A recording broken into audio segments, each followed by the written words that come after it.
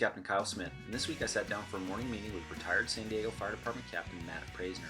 Matt recently retired and credits having the right mentors guiding him early on that allowed him to retire early and begin his new chapter in his life. His advice on how to make the right investment choices couldn't be better. Hope you guys enjoy it. All right, hey Matt, welcome to the bullpen. Thanks for meeting me. Hey man, great to be here, Kyle. Thank you for having me. Yeah, really stoked. It's taken a while to get you here, and with that in mind, you're looking all nice and tan and very relaxed. Can you explain where you've been for the last few months? So when COVID hit, I retired, and for the last 3 months, I was in a camper. I bought a camper and took off with my wife almost immediately after retiring. And really, it was to escape the COVID, but also have fun. And we saw the United States, and we went all through Colorado and Oregon and Washington, Montana, Idaho, everywhere, and just had a blast hiking and fishing and camping. And we really saw America, and it was one of the best trips I've ever had. And that includes going overseas to a lot of different places. So, man, it was a lot of fun. Oh, that's so cool. That's so cool. You know, I do some traveling myself, and I do like to get out and see the world. But something I do share with people is how many amazing places we have right here in our backyard. And there's so many cool spots for me to still check off right here in the U.S. What sort of things were you seeing out there? Of course, you're traveling during the pandemic and all that, but what's going on out in the world there? You know, it's funny because you get out of California and life is just different. It's a lot more low key. I'm seeing an incredible amount of Trump supporters, and I know this isn't a political venue, and I'm not saying one way or the other, but it really was stunning going through all these places. You'd sit down at a restaurant, and of course it was all outside, but every single person would have a Trump hat on or a Trump shirt on. And you just don't see that in California. So just things like that, but everything in general is just so much more laid back than we are here in California. Interesting. I guess maybe that's a function of what part of the country you're in, but it is interesting when you get out of your own bubble where you see, well, it probably was evident to you just how big this country really is. I mean, it's massive, and it's just cool. Looking at you here, it's the first time I've actually seen you since you've been back, and you look great. So anyway, I'm happy for you. Thank you, bud. Thank you. Well, cool. You ready to get this thing started? Yeah. Cool. Well, good deal. Here comes your first alarm. As you will remember, it hasn't been that long since you've been gone. You will remember that a first alarm on the San Diego Fire Department is 4 engines in a truck, but here at the firehouse, I'll ask you 4 questions. You give us 1 piece of advice. That sound good? Sounds good. Yeah, I almost forgot. It's only been 3 months. Sometimes it leaves fast, but that's okay. Well, here you go. And this is going to be a unique one for you, having worked at 19s right alongside 12s. In this case, you're going to be first in. So with that being said, I need to know. That's right. I need to know who you are, where you worked, and how long you did it for. Okay. My name is Matt Praizner. I was with the San Diego Fire Department for 32 years. Before that, I worked in the Forest Service, worked on an engine company for 3 years, and then on a hotshot crew for about a year, then got picked up with San Diego.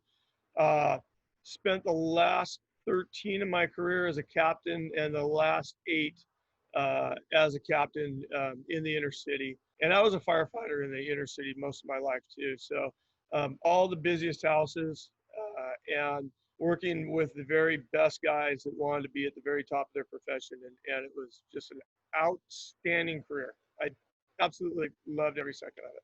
Yeah, no, for sure. And of course, I'm joking about 19 being second in the 12s. But with that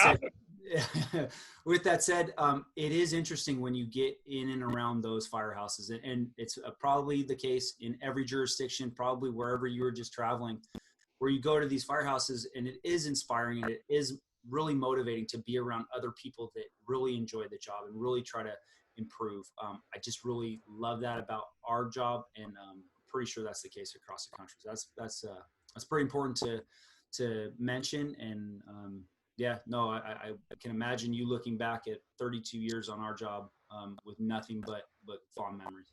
Yeah, and to your point, I was at 19. It was a very, very busy house and just a single house. So the engine company was very busy. And as a 53-year-old guy, I don't want to sound like a wuss, but it was kicking my butt. And people were going, "Hey, man, why are you still there? You could cash it in at any time, go someplace slow." I was one of the most senior captains on our shift, uh, but I couldn't do that. And I wanted to be around guys that were energetic about the profession and give back to them what I had. And it was just always better for me to take a little beating at night and be with the very best guys. So Yeah, I, for sure. I can't say enough about it. No, absolutely. And I think you have to feel grateful in a way that you were able to leave without finishing what we have here in San Diego called the drop.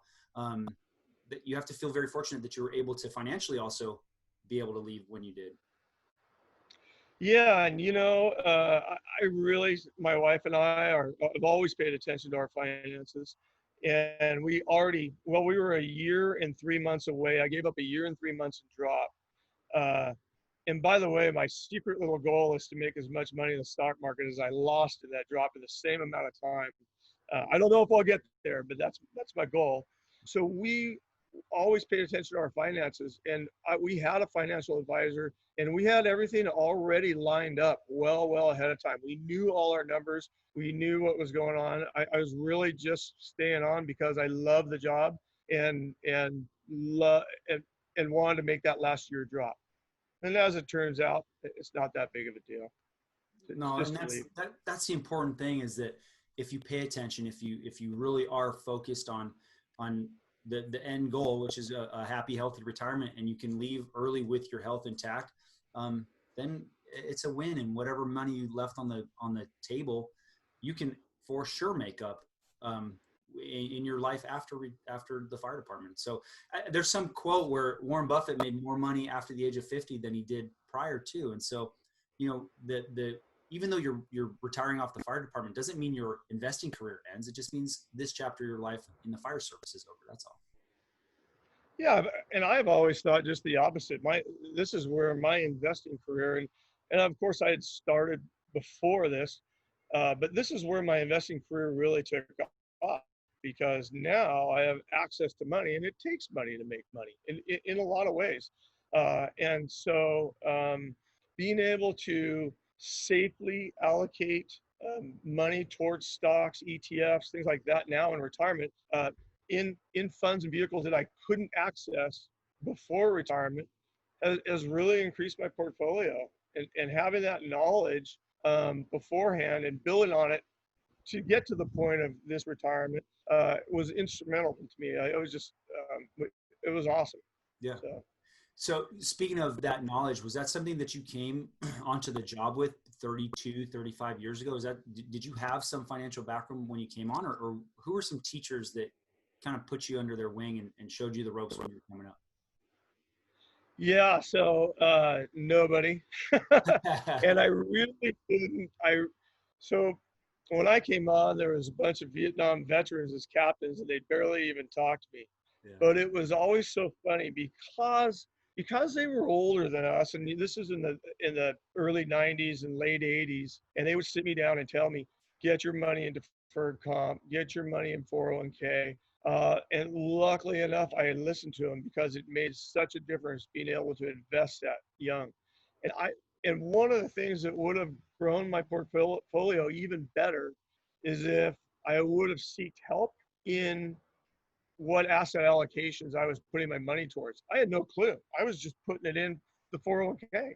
Yeah. And so I think it's a big thing for people to get financial help very early and make sure that they're on track. It's really interesting you say that because so many of us have a similar story where it was some of the senior members would sit you down and maybe our generation's a little different because we had captains like yourself, frankly, that would talk to us about these things and would try to set us down the right path early on in our career so we could use the power of compounding interest to help grow that nest egg over time.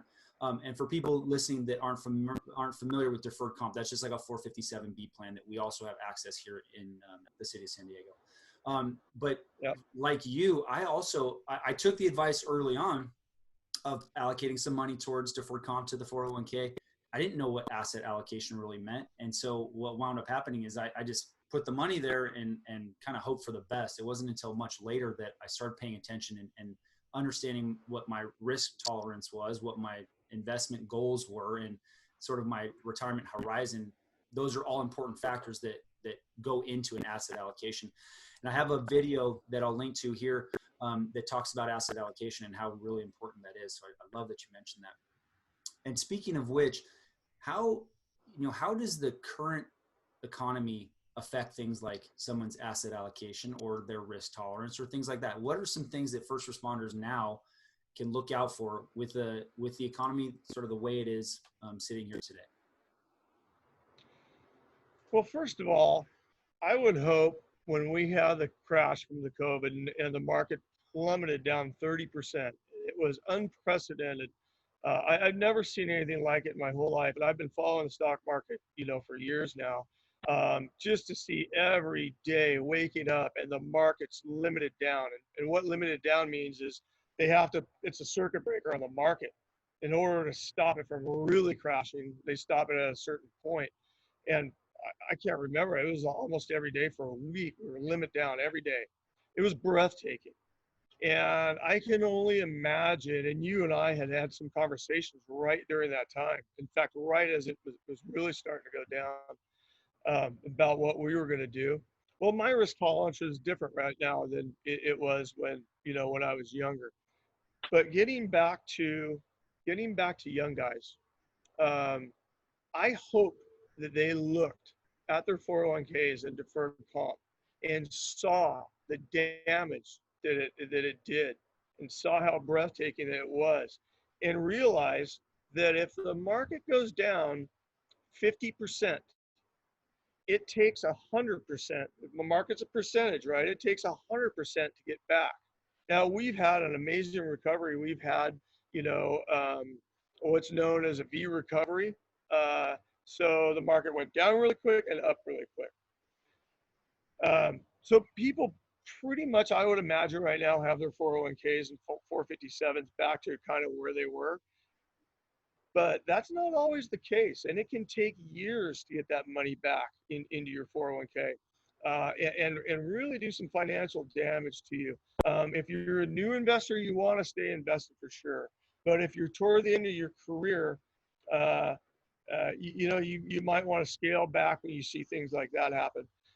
I had a rule for myself. This is just Matt Praizner's rule of investing, that if we started a war, if we had a terrorist attack, we had any kind of big giant event in our world that could collapse the market, like we had 9/11, like we had the financial crisis in 2008, that I was going to get out and keep my money on the sidelines, and that's what I did. But that's strictly for me because I follow the markets every single day.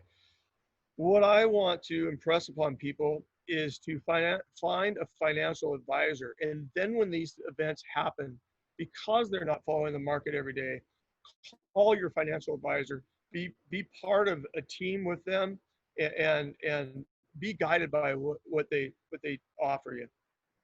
Yeah, I love that. And I've recently interviewed some financial advisors, and again, I'll link that here.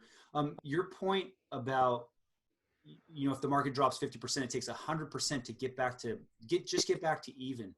So yeah. How do first responders manage that without getting into the realm of trying to time the market, right? We always talk about time in the market is more important than timing the market. So how do we balance not riding the roller coaster all the way down with, trying not to time it perfectly? What's your take on that? Well, you never want to. You never want to try and time the market, especially as a novice investor. And so my take is just to stay invested, but already have your allocations in a diverse portfolio where you're not going to get hurt that much. and then talk to your advisor. How, you know, if they want to roll you back a little bit, then roll it back to be safe. These guys these financial advisors are very savvy on the markets. It's their whole lives, so they're watching it. Firemen aren't. Um, and so you can't really pick a top or bottom, but you can always protect your money if you need to. I would never recommend that anybody below 40, 45 years old do anything but stay invested. Yeah. Yeah, no, that makes perfect sense. And I think probably what you're talking about is if the market starts to turn, you just adjust your asset allocation a little bit. But your point about um, fire financial advisors watching the market day in and day out, they are the professionals. We talk about this a lot, where we would never have a financial advisor come try to put a fire out on an incident. Yeah. Why are we trying to do their job? Part of it is because we're type A personalities, right? We're all can-do people. We're professional problem solvers. But when it comes to stuff like this, it really does help to have a professional in your corner. So no, I think that's really well said. So with that in mind, what's sort of the biggest mistake you see some of our folks making as it relates to personal finance? I would say not paying attention to what I would just say they need to pay attention. And I'll tell you, when we talk about mistakes, I've made some doozies. I lost 3 homes in the 2008 downturn, mostly because I bought at the top of the market and or close to it. I've blown up 1 or 2 small accounts in my trading accounts. I've lost $62,000 in a brewery that we all know about, and so I've made some doozies and I've learned from them. But what I would impress on people is that investing is 10% entry point, 10% exit point, and 80% patience. Wait till the market gives you a bag of cash and you just have to come over and pick it up off the floor. And those opportunities present themselves all the time. And not all the time, but you got to wait for them. But right now, I feel like we might be at the top of the real estate market. I just had a very good friend sell his house and really do a lot better than he ever thought he would, because he's selling at the right time. Mm-hmm. In reverse of that, he bought at the right time. He bought in 2008 when everything was crashed. So it was well worth it for him to wait for the timing of that investment. And I think that is one of the biggest keys. Now, if it's your own house or if it's a place that you want as a vacation place, and you're not really worried about making money on it, then of course your time is not that big of a deal. But if you are investing your money and you plan on making money, then patience is absolutely the key to me. Yeah, no, I couldn't agree with that sentiment more. And I think 10% in for your friend getting in 2008, then the 10% out getting out in 2020 when the stock or when the real estate market is absolutely going bananas is incredible. But it was that 80% patience from 2008 till now, where he probably could have sold a couple years ago and done well, but because he had that patience to sell at the top of the market, he probably just did outstanding. So that's perfect. If somebody's looking to learn more about this, if somebody is going to take your advice about paying attention, like there's so much noise out there. Sometimes it's hard to filter through what is just, some clickbait on the internet. They're just trying to get you to click to their website versus actual real digestible information that somebody can take action on. Where would you point somebody? What resource would you point somebody to? You're right. You can click on all kinds of stuff on YouTube and you could be all over the map. I stick with people that I know. I pay $3,000 a year to have people talk to me about the market who are pros.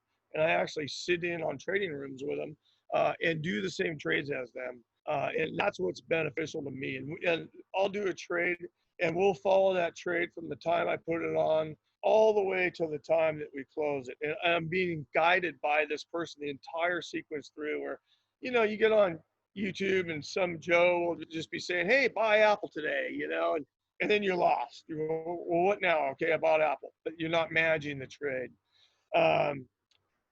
But there's a lot of really quality. Charles Schwab, I use TD Ameritrade. They all have online education tools that you can use for free, and it'll give you a really good background into investing in the stock market. It'll teach you the basics of fundamentals, the basics of technical analysis, and you can start making small trades. And both of them, by the way, offer, and I use this all the time, even today, both of them offer what they call paper trades. So you can try trading on a platform and not use your real money, and see how you do. And if you're doing well, then you can put your real money to work. Um, and once you get those basics down, then you would want to advance if you were into it, you'd want to advance then into somebody that you paid and a little bit more knowledgeable. But those are great places to start. Oh, I love that. What it kind of strikes me as the paper trades on both Schwab and TD Ameritrade, which I'll link to in the show notes. It reminds me of somebody learning real estate through playing Monopoly, where you're just kind of learning the ropes, right? I mean, you don't have any skin in the game, so you can, you're not playing with scared money, right? We're motivated by either by either fear or greed. Well, with this paper trading on Schwab or TD Ameritrade, it kind of gives you a free entry into the world of stock market investing. And yeah, what a great thing. But it is a good thing. The only caveat to that, though, Kyle, is when you lose on that, it doesn't hurt like it does when you lose your real money. Right. Yeah, exactly. Yeah, exactly. Yeah, you land on Broadway with two hotels on it. It hurts in Monopoly, but not like it would really hurt like if you actually did. But that thing you said about the thing you mentioned about paying $3,000 a year to an advisor to help you with all these trades. Like, how do you reconcile that with us as firefighters? We are all cheapskates, and so coming up with paying that $3,000 out of pocket, I imagine you're getting a lot more of that back in return. You're right, and I'm as cheap as anybody. I spent my entire day looking for a refrigerator just to save $100 today. But and it took me probably 9 months to put that money to work, just to say, here's your $3,000. Yeah. And once I did, it was so valuable. I probably made that $3,000 back, and I'm only trading off a $10,000 account, but I probably made that $3,000 back, I'd say, in 6 to 8 weeks, something like that. I made it back pretty quickly. But the education I got from it was invaluable. And here's what I've always said, and I'm going to give some props to Summit Financial. I use as my advisor, I use Dave Tadeo, who's Tony Tadeo's father. But it's a one-stop shop when I go in there. My taxes are there. My brokerage account is there. I talk to Dave about stocks all the time. And so, well, they charge a little bit more than maybe but then, some of these other smaller tax firms, you're getting more out of it. And they also give you two sessions a year where you can come down and adjust your portfolio with them and talk to them and get financial advice for free. It's included in the fee. And while I'm giving props to Summit Financial, there's many tax firms and financial firms that do the same thing. And so now you've got your taxes in the same place as you do your finances, and everything's jiving. Yeah. And not to mention, just really quick, if I die, then my wife has a place to go that we know and trust, and everything's already taken care of in the same place. Yeah, no, that's perfect. And I'll link to Summit Financial in the show notes as well. And for people listening that don't know, Tony Tadeo is a captain on our job, and his dad, David, is the founder and owner of Summit Financial, where a lot of our firefighters go. So that's perfect. Now, Matt, right. Looking back, I know we can't change the past, but looking back, is there any advice that you would give your 25-year-old self? Well, I wish I would have started earlier. I wish I would have known the power of compound interest and compound financing. Uh, I started off. I think I started off with only $200 a paycheck into my deferred comp and 401k. Uh, and it took me a while before I grew to wanting to max it out. But maxing it out, uh, and by the way, I'm lucky I don't have kids. You know, everybody's in a different situation. But I found for the years that I had my 401k completely maxed out, wow, what a difference it made in my life and in retirement now. And I'll tell you, when you get to the point of retiring, no matter how much money you have, you're nervous. You're thinking, man, this is it for the rest of my life. I got to make this work. And then you get on the other side of it and you're like, oh, okay, I'm okay. You know, and it's just like a relief. But you want to retire well. And it's not that Stacy and I are rich by any means, but we can kind of do what we want within certain reasons and not blow up our accounts. And I think that would be the goal of most firemen, really. You know, you just want to be comfortable. If you want to go on a trip to Italy, you can do it. You know, you don't have to stay at a 5-star hotel the whole time you're there. But you can do these trips, or you can buy that boat, or whatever you might want to do. In retirement, you really want to have the money to live well, because you live well every day, and it is really fun. That's awesome. Yeah, no, and I think, you know, nobody joins the fire service thinking it's their opportunity to get rich. Nobody joins this profession for the money, right? We do it because we love to serve and we have a calling to this line of work. But like you're saying, if you just pay attention, if you just focus a little bit when you're in your sort of first 10 years on the job or something, and allow the power of compounding interest to build over time, you can be sitting here in this amazing retirement life, doing the things that you want. Like you said, we're not going to live some extravagant life, but we are going to be comfortable and we are going to enjoy ourselves. One thing I do take issue with what you said you're lucky you don't have kids. Some of us actually think it's lucky to have kids, but I think didn't mean to grab that one. No, I think Kyle. I meant I don't have to pay for college. You know, those things. That's what I meant by it. But yeah. So no, I'm just no, it's because so many of our guys, I'm in my early 50s, right? So many of our guys are still throwing their kids through college at that age. Yeah. So I didn't.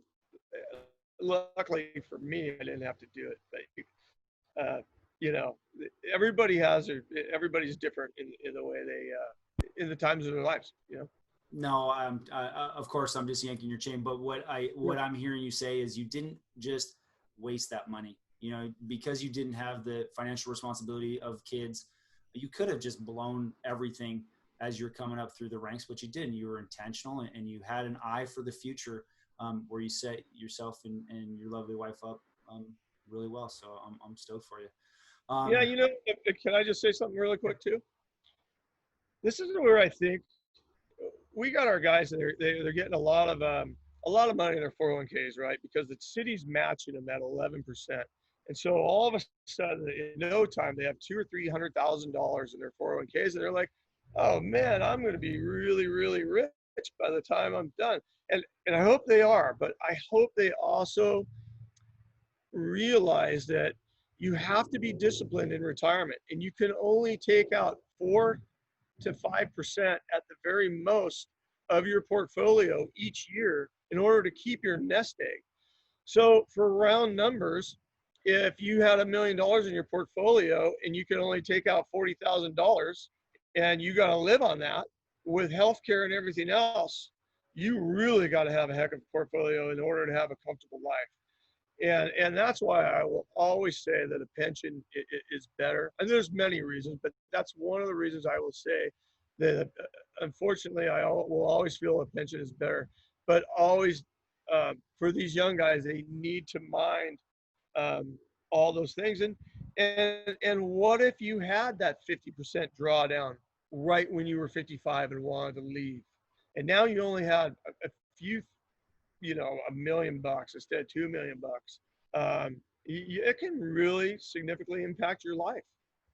No, that's exactly right. And again, for those that are listening that aren't from this city, we have a tiered system where people that were hired in 2012 have a 401A type of retirement, whereas people hired before that have a pension. So we're talking about either a defined contribution or a defined benefit. And I happen to be in perfect agreement with you there. You mentioned sequence risk of returns. If somebody retired at the same time that you did with a 401A type of retirement, they could be seriously struggling. And even that 4% rule that you were referencing earlier, I was listening to an interview with Burton Malkiel, the author of Random Walk Down Wall Street. He's even saying the 4% rule might be obsolete. It might be something more closer to like 3%, based on how expensive things like healthcare are getting. So I think people really do need to take a look at that. I'm hoping, fingers crossed, that we will get everybody back into our pension system soon, because it's really important. Yeah, it really is. And yeah. No, that's awesome. Well, with that, Matt, it looks like you knocked the rust off pretty well because you got knocked down on your first alarm.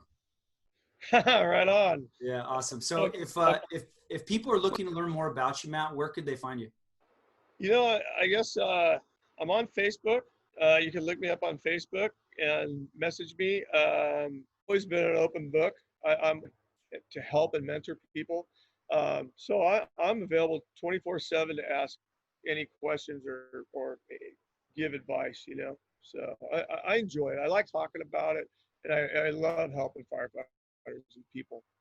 Yeah, that's awesome, man. We appreciate that. And it's people like you having these conversations with people like me back when I was coming up, and now I'm trying to pay that forward to the next generation. And that really is the essence of what the Firehouse is all about, is continuing this conversation so that in 20, 30 years, when we're sitting in your same position, we will be looking back and thinking, man, I'm really glad I took Matt's advice. For me, it was a guy like Benson Perez. I'm really glad he sat me down back in the day and put his arm around me and said, hey, look, this is what you need to do if you want to be happy and healthy, live in a nice retirement. So well done. Well, what a great guy. And I had my mentors. I had Chief Middleton, and I had another mentor too that he's since passed, but he owned an electronics company, and both these guys were older and wiser, and I really looked up to them. And I think that if I could give two pieces of advice, is get a mentor in your life,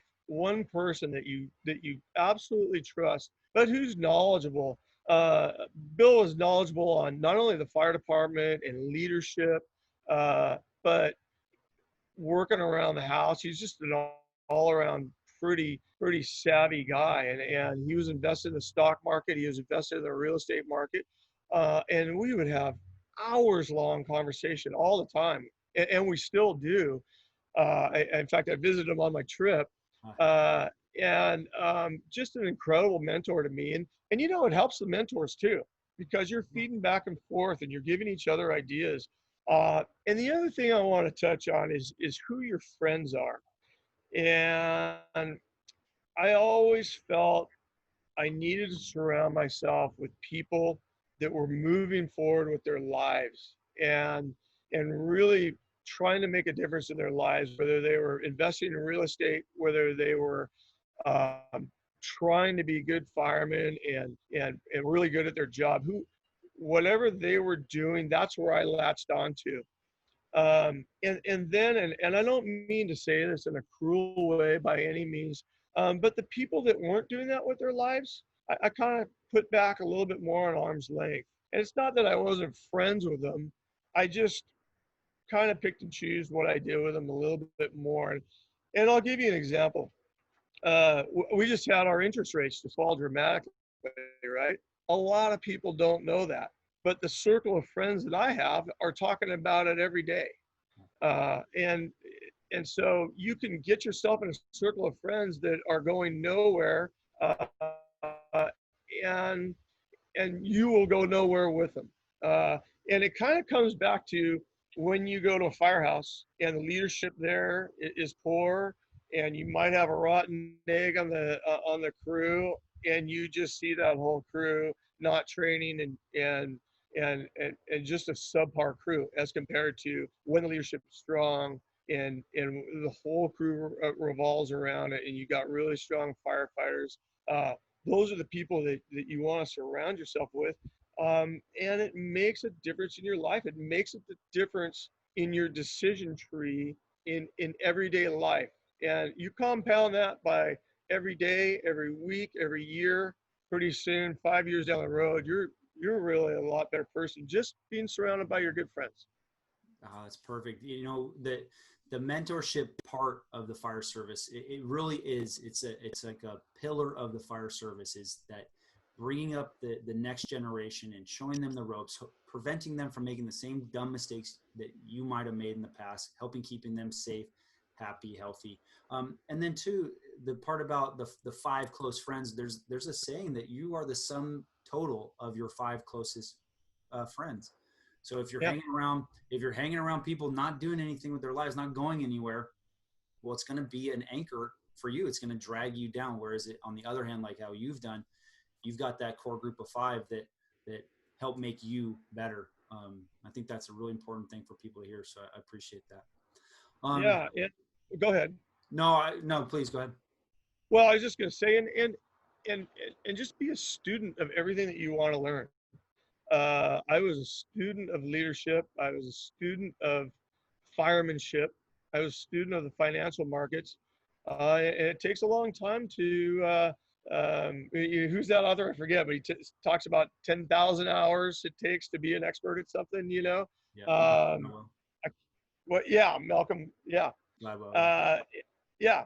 And so, always be learning. Yeah, that's Sorry. perfect. And Yeah. yeah, no, I think that's the perfect way to wrap things up, Matt. Be a student of the things that are important to you. Whether it's things at work where you can never know enough, you can never get too good at your job. Whether it's the financial markets or it's the friends that you keep and the family that you love, you can never spend too much time doing those things. So with that, I want to just thank you for being a mentor of mine when I was coming up. For your service to the city and for your time today. Hey man, it was absolutely my pleasure. I love what you're doing, and you're really helping a lot of firefighters. It's become a stigma in the fire service now, where not too many people talk about finances, and and here you are putting out all this stuff, and I can't thank you enough. My hat is off to you, and I know it's a lot of hard work on your behalf, and so I'm honored to be on here, and thank you very much. Awesome. Thanks, man. All right, thanks again to Matt for meeting me here in the bullpen. His advice about being patient with your investments while making smart entry and exit points is just spot on. If you'd like to learn more about Matt, you can find him on Facebook at Matthew Praizner. That's Praizner. Or he'll be out there on the road somewhere across America with his lovely bride and their dogs. If you'd like to learn more about us, we're on Facebook at The Firehouse. That's f.i.r.ehouse. On Instagram, the _fire_house. On LinkedIn, the Firehouse Investors. Or any place you listen to podcasts. If you learned something today and you'd like to hear more, please like, share, and subscribe. But no matter what you do, take this information, go out there, and get some. Station F.